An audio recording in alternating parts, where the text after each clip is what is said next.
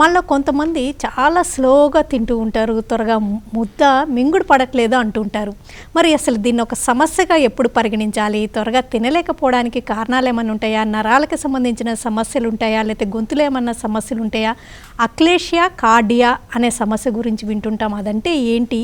లక్షణాలు ఎలా ఉంటాయి? దీనికి పోయం ట్రీట్మెంట్ అంటే ఏంటి? ట్రీట్మెంట్ చేయగలిగే సెంటర్స్ ఏంటి? వాళ్ళకన్నా ప్రత్యేకత ఏంటి?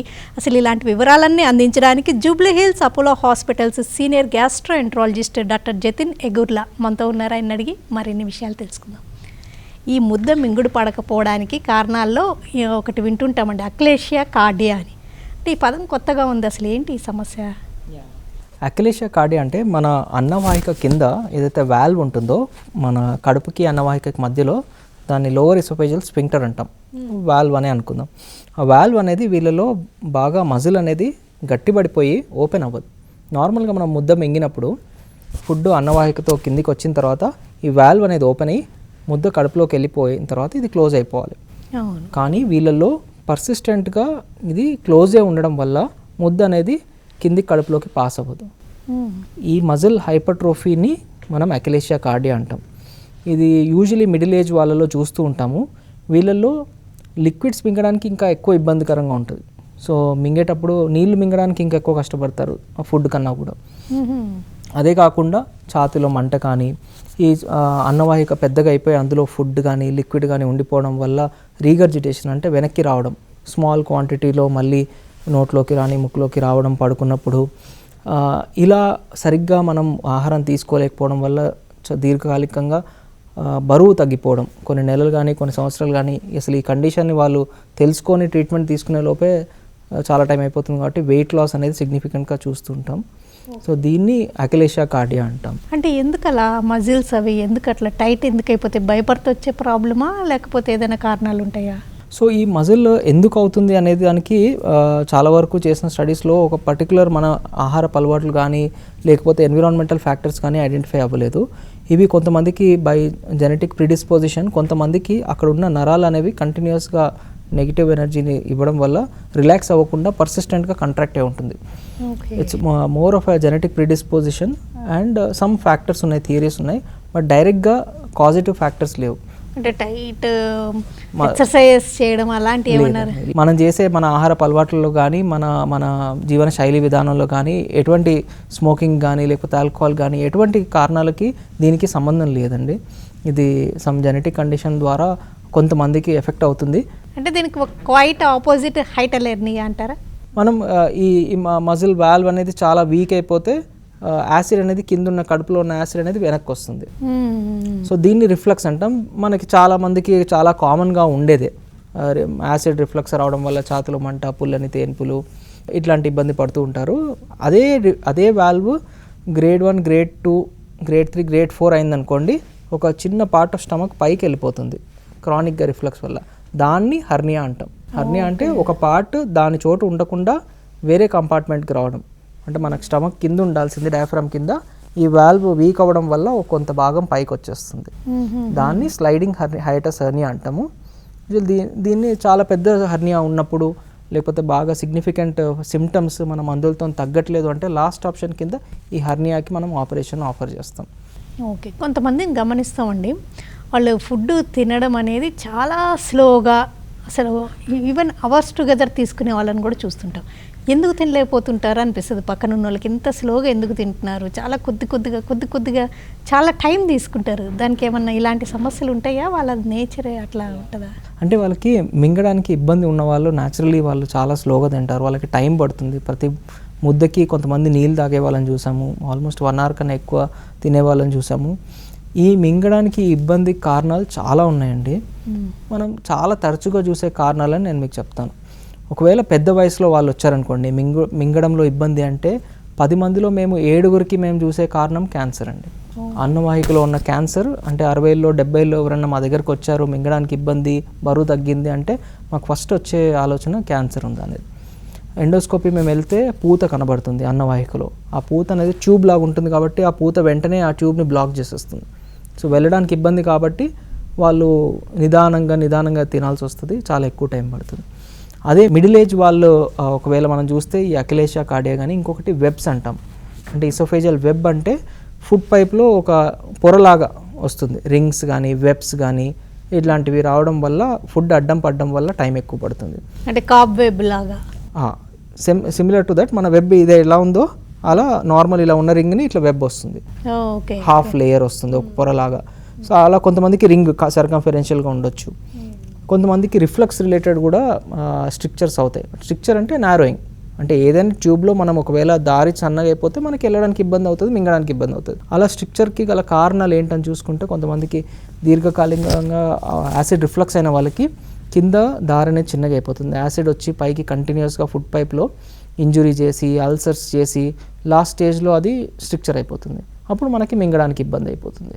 సో ఇలా స్ట్రిక్చర్స్తో ఉన్న వాళ్ళు మా దగ్గరకు వచ్చినప్పుడు ఇలా వెబ్స్ కానీ స్ట్రిక్చర్స్ కానీ ఉంటే మేము డైలేట్ చేస్తాం. అల్సర్ లేకపోతే డైలేట్ చేయడం వల్ల ఎండోస్కోపిక్గా వాళ్ళు మళ్ళీ తినగలుగుతారు. క్యాన్సర్ ఉందంటే మనం దాని స్టేజ్ ప్రకారం ఒకవేళ ఆపరేషన్ చేసే స్టేజ్లో ఉంటే స్ప్రెడ్ అవ్వకపోతే ఆపరేషన్ చేస్తే వాళ్ళకి రిలీఫ్ వస్తుంది. అదే అకిలేషియా కార్డియాక్ అనుకోండి, మనం సర్జరీ చేయాల్సిన అవసరం ఉంటుంది. దాంట్లో మనం రీసెంట్ అడ్వాన్సెస్ చాలా ఎక్కువ వచ్చాయి అన్నమాట. ఓకే, దీనికి మెడిసిన్స్ పనిచేయవు. సో ఇప్పుడు ఒకవేళ అకిలేషియా కార్డియాని మనం తీసుకుంటే దానికి ట్రీట్మెంట్ ఎలా ఉంటుంది? సో మెడిసిన్స్ అనేవి అసలు యూజ్ ఉండవండి, ఉపయోగమే ఉండదు. మెడిసిన్స్ తీసుకోవడం వల్ల మజిల్ రిలాక్స్ అవ్వడం కానీ దానివల్ల రిలీఫ్ రావడం కానీ అనేది పాసిబుల్ కాదు. కొన్ని కాల్షియం ఛానల్ బ్లాకర్స్ ఉన్నాయి కానీ అస్సలు ఉపయోగం అనేది చాలా తక్కువ, రికమెండ్ కూడా చేయము. సెకండ్, బెలూన్ డైలటేషన్, అంటే ఒక బెలూన్ పెట్టి దాన్ని మనం డైలేట్ చేస్తాం. కానీ ఇది జెనెటిక్ కండిషన్ కాబట్టి మనం డైలేట్ చేసిన కొన్ని రోజులు మాత్రమే అలా ఉండి మళ్ళీ కొన్ని నెలలు కానీ కొన్ని సంవత్సరాల తర్వాత మళ్ళీ ఆ మజిల్ మళ్ళీ మూసుకుపోయే అవకాశం ఉంది. సో అందుకని మనం బెలూన్ డైలటేషన్ కూడా తాత్కాలికమైన రిలీఫ్ మాత్రమే ఇస్తుంది. Permanent relief, life long cure కావాలి అంటే మాత్రం ఆపరేషన్కి వెళ్ళాలి. ఆపరేషన్లో 2 రకాలు ఉంటాయి. ఇద్దరు ల్యాప్రోస్కోపీ అంటే మనకి కీహోల్ సర్జరీ లాగా చేసి అక్కడున్న మజిల్ కట్ చేసి వస్తాము, లేదా ఎండోస్కోపీ ద్వారా కూడా మనం దాన్ని కట్ చేయొచ్చు, ఆ మజిల్ని కట్ చేయొచ్చు. ఎండోస్కోపిక్ ప్రొసీజర్ని మనం per oral endoscopic myotomy or POEM procedure అంటాము. సో ఎండోస్కోపిక్ ప్రొసీజర్ ఎందుకు ఇప్పుడు ప్రిఫరబుల్ అంటే, సర్జరీ ఆబ్వియస్లీ మనకి బయట నుంచి ఇన్సిషన్స్ ఇచ్చిన, కట్స్ చేసిన, ఆపరేషన్ థియేటర్లో చేసిన, హాస్పిటల్లో ఉండే స్టే కానీ, కాంప్లికేషన్స్ రిస్క్ కానీ, బ్లీడింగ్ కానీ, లీక్ కానీ, ఈ కాంప్లికేషన్స్ ఎక్కువ ఉంటాయి. హాస్పిటల్లో ఎక్కువ రోజులు ఉండాల్సి వస్తుంది, ఐసీయూ స్టే ఒక రోజు ఉండాల్సి వస్తుంది. అదే మనం ఎండోస్కోపీ ద్వారా చేసామనుకోండి, ఈ అన్నవాహిక అనేది మనకి చెస్ట్ సెంటర్లో ఉంటుంది, అంటే హార్ట్ ఉంది, లంగ్స్ ఉన్నాయి, చాలా వైటల్ ఏరియాలో ఉంది.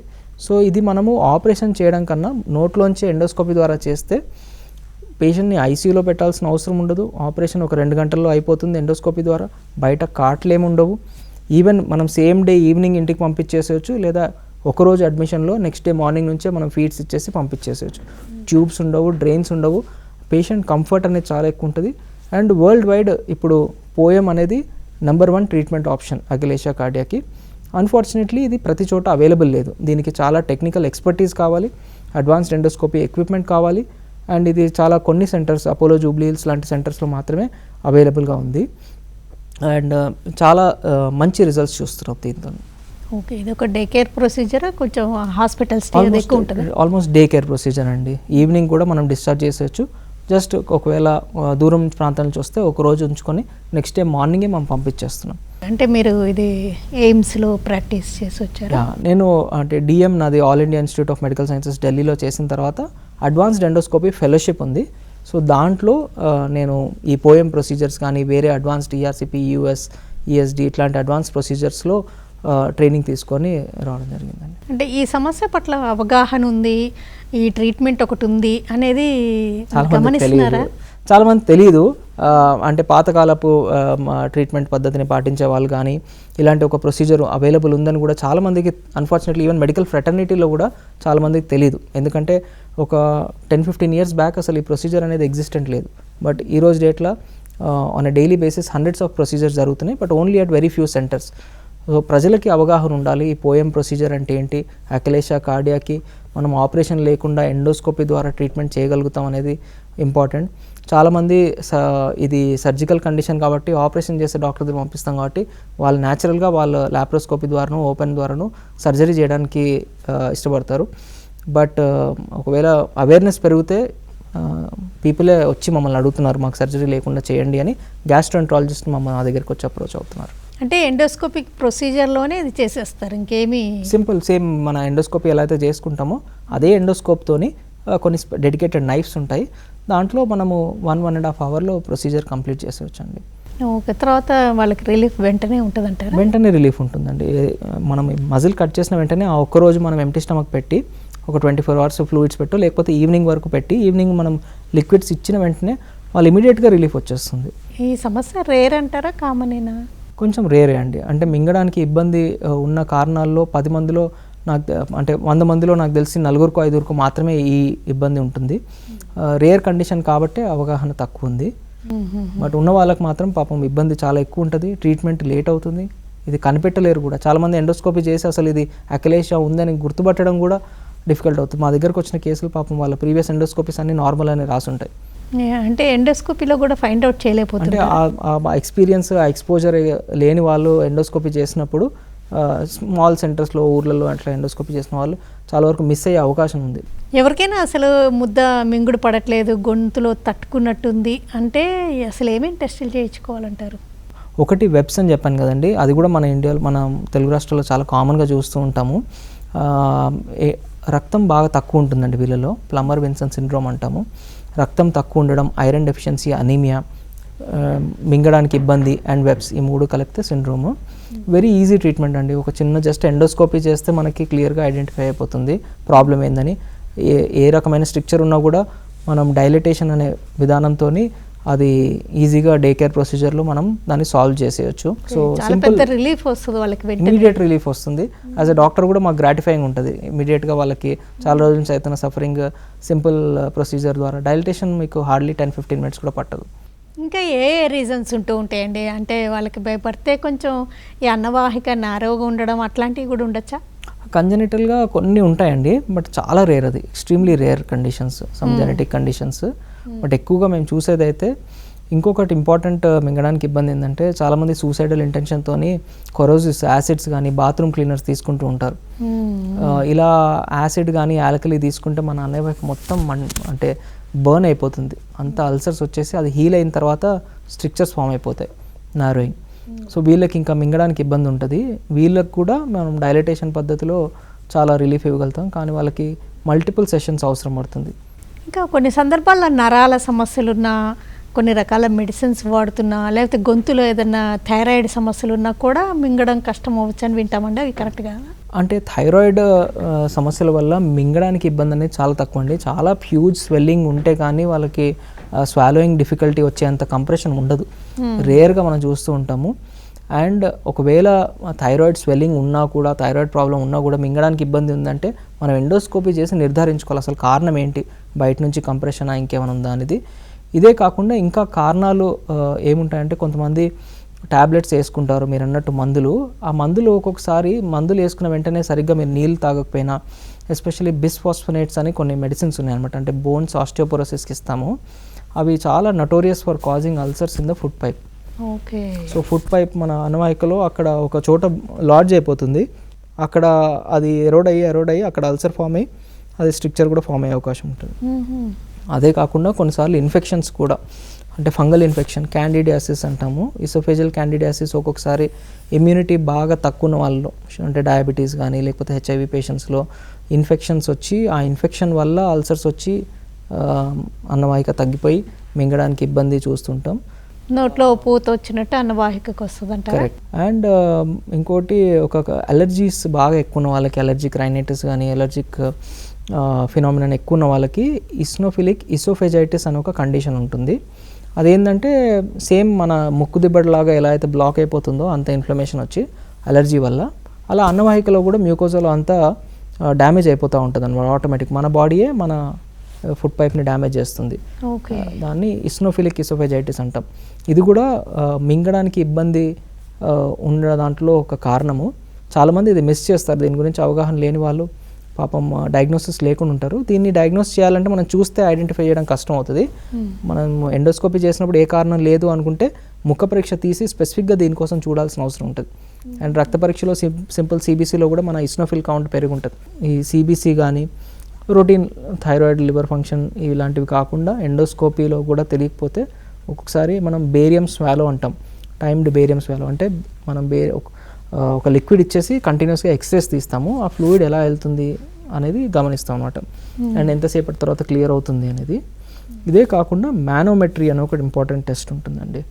ఈ మింగడానికి ఇబ్బంది ఉండి ఎండోస్కోపీలో కూడా కనపట్టలేకపోతున్నాము అంటే మానోమెట్రీ ఒకటి చేయించాలి. మానోమెట్రీ ఏంటంటే మన అన్నవాహికలో ఒక ట్యూబ్ పెట్టి ప్రెషర్ మానిటరింగ్ అనేది చేస్తాం. సో ఈ ప్రెషర్ మెజర్ చేసినప్పుడు చాలా వరకు మజిల్ కంట్రాక్షన్ ఇబ్బంది ఉన్నా, లేకపోతే కింద మజిల్ ఇందాక టైట్ ఉన్నా, ఈ ప్రాబ్లమ్స్ని మనం కనిపెట్టగలుగుతాం. అంటే ఇది ఎండోస్కోపీలానే చేస్తారా? ఇది చాలా సన్న ట్యూబ్ అండి. మనం ఫీడింగ్ ట్యూబ్ నోస్లోంచి చేస్తాం కదా, రైల్స్ ట్యూబ్ అని, అలాంటి సన్న ట్యూబ్ ఉంటుంది. అది నోస్లోంచి లోపలికి పంపిస్తాం, కెమెరాతో చూడము. పేషెంట్ అవేకే ఉంటారు, కూర్చొని ఉంటారు, అండ్ మింగడానికి మేము వాటర్ ఇస్తాం, వాళ్ళు మింగుతూ ఉంటారు. ఆ ప్రోబ్ అనేది ప్రెషర్ సెన్సర్స్ ఉంటాయి అన్నమాట, చాలా చిన్నవి, అన్నవాహికలో, స్టమక్లో, వాల్వ్ దగ్గర. దాని నుంచి మనకు కంటిన్యూస్ ఇన్ఫర్మేషన్ వస్తుంది. వీళ్ళు మింగుతుంటే మనకి ఎట్లా మజిల్స్ కంట్రాక్ట్ అవుతున్నాయి అనేది ఇన్ఫర్మేషన్ వస్తుంది. మామూలుగా కొన్ని రకాల స్క్రీనింగ్ టెస్టులు క్యాన్సర్స్ని ఫైండ్ అవుట్ చేయడానికి కొలనోస్కోపీ అనేది ఒక స్క్రీనింగ్ టెస్టుల కింద కూడా మీరు సజెస్ట్ చేస్తుంటారు కదండి, 40-45+ నుంచి. అలాగే ఎండోస్కోపీ కూడా ఒక ఏజ్ వచ్చాక చేయించుకోవాలంటారా? సో ఏదైనా టెస్ట్ని మనము ఒక స్క్రీనింగ్ రికమెండేషన్గా ఇవ్వాలి అంటే మనకి ఒక 1000 మెంబర్స్ని మనం స్క్రీన్ చేసామంటే ఇన్ని నెంబర్ ఆఫ్ క్యాన్సర్స్ని మనం పికప్ చేయగలుగుతాం అనే కాన్ఫిడెన్స్ ఉంటే అప్పుడు పాపులేషన్కి మనం రికమెండేషన్ ఇవ్వచ్చు. బట్ ఇండియాలో మల్టిపుల్ రీజన్స్ వల్ల మనకి స్టమక్ కానీ ఫుడ్ పైప్ క్యాన్సర్స్ అంత ఎక్కువగా లేవు. సో అందుకనే ఇప్పటివరకు అలాంటి రికమెండేషన్ జనరల్గా ఇవ్వట్లేదు. కొలనోస్కోపిక్ కూడా ఇప్పటివరకు లేకుండే, but నవడేస్ with more data even ఇండియాలో కూడా మనము అందరూ 45 ఏజ్ పైన వాళ్ళకి ఖచ్చితంగా మనం కొలనోస్కోపీ చేయించుకోమని రికమెండ్ చేస్తున్నాము. Endoscopy case to case basis మీద చేసుకుంటే బెటర్. అందరూ రొటీన్గా చేయడం అనేది at this point of time we don't have enough evidence. ఈ ఎసిడిటీ కానీ, రిఫ్లెక్స్, త్రేన్పులు, కొంచెం గ్యాస్, పొట్టొబ్బరం ఇలాంటివి చాలా కామన్గా వినే సమస్యలు కదండి. అసలు చాలా చిన్న వయసు నుంచి అందరిలో వింటుంటాము. అవన్నీ నెగ్లెక్ట్ చేస్తే ఫ్యూచర్లో ఇలాంటి ప్రాబ్లమ్స్ ఉన్నాయని గమనించాలంటారా ఏంటి? డెఫినెట్గా అండి. మీరు అన్నట్టు ఏం సిమ్టమ్స్ లేకున్నా కూడా కొలనోస్కోపీ ఏజ్ తర్వాత చేసుకుంటున్నాం, కానీ మీకు ఒకవేళ అసిడిటీ ఇట్లాంటి సిమ్టమ్స్ ఉంటే ఎండోస్కోపీ ఐ డోంట్ థింక్ 5 minutesలో అయిపోతుంది. పెద్ద ఎక్స్పెన్సివ్ టెస్ట్ కూడా కాదు. సో ఒక సింపుల్ ఎండోస్కోపీ చేయడం వల్ల మేబీ ఒక మేజర్ కండిషన్ యొక్క ఎర్లీ వార్నింగ్ సిమ్టమ్స్ లాగా తీసుకొని ఎండోస్కోపీ చేయించుకుంటే చాలా బెటర్ అండి. ఎండోస్కోపీ వల్ల కాంప్లికేషన్స్ ఏముండవు, కాస్ట్ తక్కువ, 5 to 10 minutesలో అయిపోతుంది. మీరు అనస్థీషియా తీసుకుంటే 15 నిమిషాల్లో మీరు లేసి వెళ్ళిపోవచ్చు. సో సిమ్టమ్స్ ఉంటే కనుక మీరు నెగ్లెక్ట్ చేయకండి. ఒకవేళ సింపుల్ హోమ్ ఫిక్సెస్ కానీ లేకపోతే కొన్ని వీక్స్ కన్నా కూడా ఎక్కువ మెడిసిన్స్తో కానీ తగ్గట్లేదు అంటే ఖచ్చితంగా ఎండోస్కోపీ చేయించుకోవడం వల్ల చాలా మనకి ఇన్ఫర్మేషన్ తెలుస్తుంది. అంటే ఒకవేళ వాళ్ళకి ఎసిడిటీ అది నాకు కామనే అనుకోకూడదు అంటారు. ఎందుకంటే ముందు ఇలాంటి ప్రాబ్లమ్స్కి గురయ్యే స్ట్రిక్చర్స్కి కానీ లేకపోతే మనం డిస్కస్ చేస్తున్న అక్లేషియా కార్డియా లాంటి సమస్యలకు గురయ్యే రిస్క్ కూడా ఉందనుకోవాలి. అంటే అసిడిటీతో సఫర్ అవుతున్న అందరికీ నేను ఎండోస్కోపీ చేయమని చెప్పను, కానీ మనం ఏదైతే గోల్డెన్ రూల్ ఉంటుందో అలార్మింగ్ సిమ్టమ్స్లో ఒకటి మనం ముఖ్యంగా మాట్లాడుకునేది మింగడానికి ఇబ్బంది ఉంది అంటే ఖచ్చితంగా ఎండోస్కోపీ చేయించుకోవాలి. దాంట్లో వెయిట్ చేయడానికి స్కోప్ ఏం లేదు. అంటే ఏదో మందు ఇంతకుముందు నుంచి నార్మల్ ఉంది, ఈ మధ్య ఉంది అంటే మరి ఎక్కువ గమనించాలంటారా? డెఫినెట్గా రీసెంట్ చేంజ్ ఎప్పుడైనా కూడా రీసెంట్గా మనకి సిమ్టమ్స్ అనేవి అగ్రివేట్ అయినాయి, చేంజ్ ఉంది అంటే అది one of the alarming symptom. మింగడానికి ఇబ్బంది ఉంటే అసలు మెడిసిన్స్ ట్రై చేయొద్దు, ఫస్ట్ ఎండోస్కోపీ చేయించుకోవాలి. వామిటింగ్స్ అవుతున్నాయి, లేకపోతే వామిటింగ్స్లో బ్లడ్ కానీ, మోషన్స్లో బ్లడ్, నల్ల మోషన్స్, రక్తం బాగా తక్కువ ఉండడము, వెయిట్ లాస్ అవ్వడము, అండ్ మన గ్యాస్ట్రిక్ మెడిసిన్స్తోని మన సిమ్టమ్స్ అనేవి తొందరగా రిలీఫ్ అవ్వలేకపోయినా లేకపోతే పదే వస్తున్నా ఖచ్చితంగా ఎండోస్కోపీ చేయడం వల్ల మనకి చాలా ఇన్ఫర్మేషన్ వస్తుంది. అసిడిటీకి గల రూట్ కాజ్ ఏందో కూడా తెలుసుకోగలుగుతాం. హెచ్ పైలోరీ బ్యాక్టీరియా ఉందా, అల్సర్ ఉందా, హైటస్ హర్నియా ఉందా, ఇందాక వాల్వ్ ప్రాబ్లం ఉందా, ఎగ్జాక్ట్ రూట్ కాజ్ ఐడెంటిఫై చేసిన తర్వాత ట్రీట్మెంట్ అనేది పర్సనలైజ్ చేయొచ్చు. అంటే ఆ పర్టికులర్ పర్సన్కి ఏ డైరెక్షన్లో ట్రీట్మెంట్ ఇవ్వాలనేది మాకు బెటర్ అర్థమవుతుంది. మరీ ముఖ్యంగా ఇలాంటి అలార్మింగ్ సిమ్టమ్స్ ఉన్న వాళ్ళలో అసలు ఇది క్యాన్సర్ యొక్క ఫస్ట్ సైనా, క్యాన్సర్కి స్పెసిఫిక్ సిమ్టమ్ అంటూ ఉండదు కదండి. సో అలార్మింగ్ సిమ్టమ్స్ని మనము దాని యొక్క లక్షణాలుగా తీసుకొని ముందుకెళ్లాల్సిన అవసరం ఉంటుంది. ఈ అక్లేషియా కార్డియా అనే సమస్యకే ఈ పోయం అనే పద్ధతి ఉపయోగపడుతుందా? ఇంకేమన్నా సమస్యలకు కూడా మీరు ఇట్లా ఎండోస్కోపిక్ పద్ధతిలోనే ట్రీట్మెంట్ ఇవ్వగలరా? మనకి దగ్గర స్ట్రిక్చర్స్ అన్నిటికీ ఎండోస్కోపిక్ డైలటేషన్ పద్ధతిలో మనం రిలీఫ్ ఇవ్వగలుగుతాము. ఈదర్ బెలూన్ కానీ బూజీ డైలటేషన్ కానీ అంటాం. తర్వాత అకలేషియా కార్డియాకి పోయం ప్రొసీజర్, మయోటమీ ప్రొసీజర్. ఇదే కాకుండా స్టమక్కి కూడా కొంతమంది తిన్న తర్వాత వెంటనే కడుపు ఉబ్బరం ఉంది అంటారు. ఆ కడుపు ఉబ్బరం అనేది అసలు తగ్గట్లేదు, కొంచెం తిన్న తొందర నిండిపోయినట్టుంది అంటారు. వీళ్ళకి అన్నవాహికలో కాకుండా స్టమక్ ఎండ్లో అబ్స్ట్రక్షన్ ఉంటుంది. స్టమక్ ఈజ్ లైక్ మన రిజర్వాయర్ లాగా అనమాట ఫుడ్ది. ఆ ఫుడ్ రిజర్వాయర్ లాగా ఉన్నప్పుడు ఆ రిజర్వాయర్ ఫంక్షన్ దెబ్బతినేది ఎప్పుడంటే దానికి అబ్స్ట్రక్షన్ వస్తాయి. సో దాంట్లో మనం పోయం యొక్క వేరియేషన్ ఉంటుంది, జీ పోయం అంటాం, అంటే గ్యాస్ట్రిక్ మయోటమీ. సో స్టమక్లో మజిల్ని కూడా కట్ చేసి మనం ఆ అబ్స్ట్రక్షన్ని రిలీవ్ చేయొచ్చు. అట్లానే జెడ్ పోయం అని జెంకర్స్ డైవర్టికులంకి, తర్వాత ప్రెమ్ అని మన మోషన్ వెళ్ళే దారిలో రెక్టమ్ మజిల్ కంట్రాక్షన్ ఉంటే హర్ష్స్ప్రంగ్ డిసీజ్ అంటాం. ఆ హర్ష్స్ప్రంగ్ డిసీజ్ కూడా ఇదే పోయం యొక్క వేరియేషన్. కాన్సెప్ట్ సేమే, మజిల్ కట్ చేయడమే, బట్ వేరే వేరే లొకేషన్లో మజిల్ కట్ చేసేదాన్ని వేరే వేరే పేరుతో పిలుస్తాం.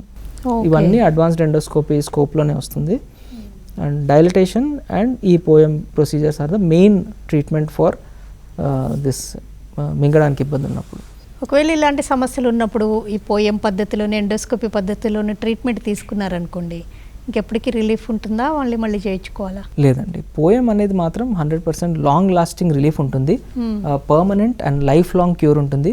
హార్డ్లీ ఒక 2 to 3% మందికి మాత్రమే మళ్ళీ సిమ్టమ్స్ రావడం కానీ వచ్చే అవకాశం ఉంటుంది. కానీ మంచి సెంటర్స్లో మంచి ఎక్స్పర్టీస్ ఉన్న వాళ్ళ చేతుల్లో ఈ పోయం ప్రొసీజర్ జరిగితే మీకు ఇంకా లైఫ్ లాంగ్ క్యూర్ అయినట్టే అండి.